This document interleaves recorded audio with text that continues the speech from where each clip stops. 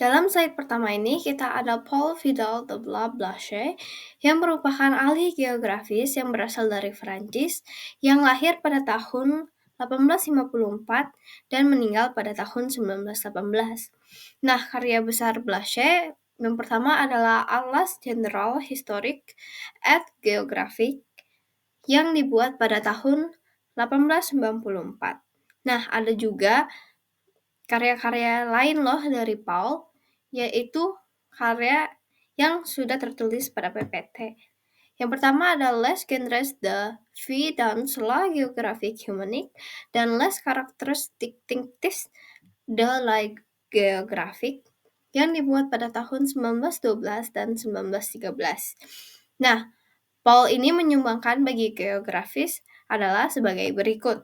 Yang pertama, pentingnya geologi dalam mencari hubungan alam dan manusia sebagai dasar areal differentiation. Apa sih areal differentiation? Areal differentiation adalah mengetahui bahwa suatu wilayah akan memiliki perbedaan karakteristik. Jadi, geologi itu sangat penting. Dan yang kedua, itu manusia memerankan peranan aktif dan pasif.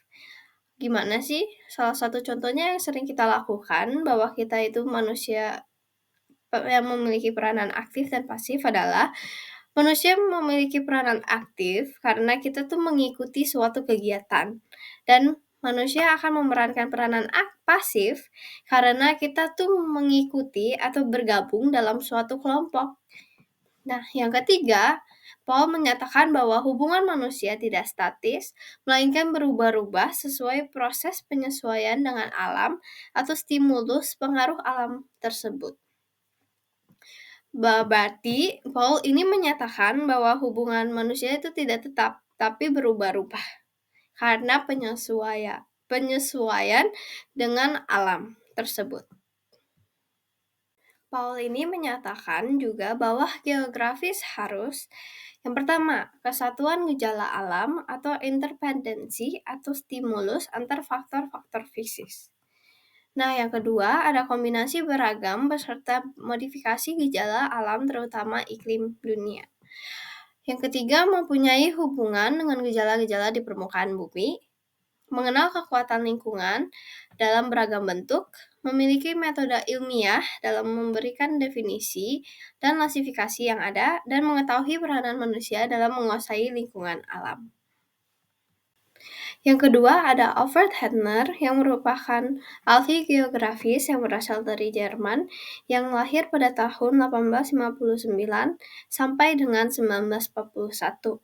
Nah, Alfred Hettner ini berhasil mempersatukan pendapat dan pengertian dari geografi yang ditulis dalam tulisan Allgemeine Geographic des Menschen yang menyatakan bahwa geografi memiliki kerangka sistematik seperti berikut. Yang pertama ada letak, bentuk, dan luas bumi, ada keadaan alam dan permukaan bumi, yang ketiga ada iklim, yang keempat ada aliran sungai dan perairan, yang kelima flora dan fauna, yang keenam manusia, dan yang ketujuh ada usaha kerja dan kegiatan manusia. Lalu kita berada di tokoh yang ketiga yaitu Jean Brunhes. Siapa sih Jean Brunhes? Jean Brunhes merupakan murid dari Paul Vidal de Blanchet. Jean Brunhes ini merupakan ahli geografi yang berasal dari Prancis. Jean Brunhes lahir pada tahun 1869 sampai dengan 1930. Jean Brunhes menerbitkan buku yang berjudul La Géographie Humanique pada tahun 1910. Nah, menurut Jean Brunhes ini, geografi harus berisi. Yang pertama, pola settlement di muka bumi, bentuk rumah, desa, kota, dan sebagainya. Yang kedua, ada penguasaan dan penyesuaian vegetasi dan hewan dengan teknik pertanian agrikultur. Yang ketiga, ada uraian ekonomi penduduk. Lalu, yang keempat, ada William Morris Davis, atau yang sering disebut juga dengan Bapak Geografi Amerika, yang lahir pada tahun 1850 sampai dengan 1934. Dia merupakan mahasiswa yang lulus dari Harvard University dan dia terkenal karena dia yang mendirikan ilmu geomorfologi. Apa sih ilmu geomorfologi? Ilmu geomorfologi adalah ilmu yang mempelajari tentang bentuk alam dan proses yang membentuknya. Nah, menurut William ini, faktor sejarah memegang peranan dalam menganalisa geografi. Menurut dia, untuk mempelajari masa kini, secara perkembangan lingkungan alam dengan manusia itu bisa menjadi salah satu bahan analisa. Jadi, menurut William, geografi itu terbentuk karena adanya faktor sejarah dan prosesnya. Yang berikutnya adalah Richard Hartson. Pengertian geografi menurut Richard Hartson bahwa geografi adalah disiplin ilmu yang mencoba menggambarkan dan menginterpretasikan karakteristik variabel-variabel dari suatu tempat ke tempat lain di permukaan bumi sebagai tempat hidup manusia. Dari pengertian geografi ini menjelaskan hakikat geografi dengan segala argumentasinya berdasarkan pandangan paham pendapat berbagai tokoh geografi. Ia juga menguraikan metode ilmiah dengan mengutip tokoh-tokoh tersebut dari zaman ke zaman. Ini adalah Frank Debenham. Menurutnya geografi adalah subjek praktis, juga merupakan pengetahuan yang integratif komprehensif. Debenham berpendapat bahwa geografi adalah ilmu yang memiliki tugas untuk mengadakan penafsiran mengenai persebaran fakta, menemukan hubungan di antara kehidupan manusia dengan lingkungan fisik, serta menjelaskan kekuatan interaksi antara manusia dan alam. Dia juga menyarankan yang pertama itu menafsirkan fakta distribusi, yang kedua menghubungkan kehidupan manusia dengan lingkungan fisiknya, dan yang ketiga menjelaskan interaksi antara manusia dan alam.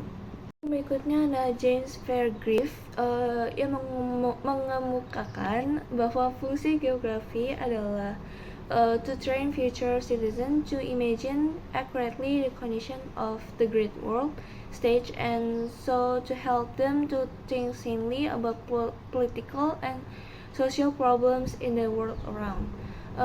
Yang artinya untuk melatih warga negara di masa depan untuk membayangkan secara akurat kondisi panggung dunia yang besar dan membantu mereka untuk berpikir secara waras mengenai masalah-masalah politik dan sosial di dunia sekitar. Lalu ada juga Preston A. James. Menurutnya, this not geography as a list of things contained in an area, but geography as the list of meaning, place, and position on the earth, and as an analysis of the earth, as an analysis of the significance of areal association of things. Yang memiliki arti geografi adalah suatu induk dari segala ilmu pengetahuan, dan pembahasannya selalu dimulai dari keadaan permukaan bumi sebelum masuk ke dalam pembahasan berdasarkan studi keilmuan masing-masing. Nah, sekarang kita ada di slide terakhir, yaitu slide ciri pandangan. Nah, menurut research kami yang pertama, geografi abad ke-20 digolong seperti geografi mutakhir, karena perkembangan lebih mengarah kepada pemecahan masalah yang dihadapi manusia. Apa sih yang membedakan geografi mutakhir dengan geografi abad ke-20? Geografi mutakhir itu lebih mengarah kepada analisis keruangan, analisis lingkungan, serta wilayah. Sedangkan perkembangan mengarah pada pemecahan masalah yang dihadapi manusia. Pemecahan apa aja sih yang harus dihadapi manusia pada abad ke-20 itu? Yang pertama ada Perang Dunia Pertama, lalu yang kedua ada pandemik flu Spanyol, yang ketiga ada Perang Dunia Kedua, dan ada Perang Dingin. Tetapi menurut presentasi yang kami lakukan, geografi abad ke-20 lebih banyak mempelajari soal bentang alam, sumber daya, lingkungan, manusia, dan lain sebagainya. Oke, kita lanjut lalu ke sesi pertanyaan. Yang pertama, sebutkan tokoh-tokoh dan definisinya menurut mereka. Lalu yang kedua, apa ciri pandang geografi pada abad ke-20? Dan lalu yang ketiga, siapa tokoh yang terkenal dengan sebutan Bapak Geografi Amerika? Silakan dijawab. Thank you.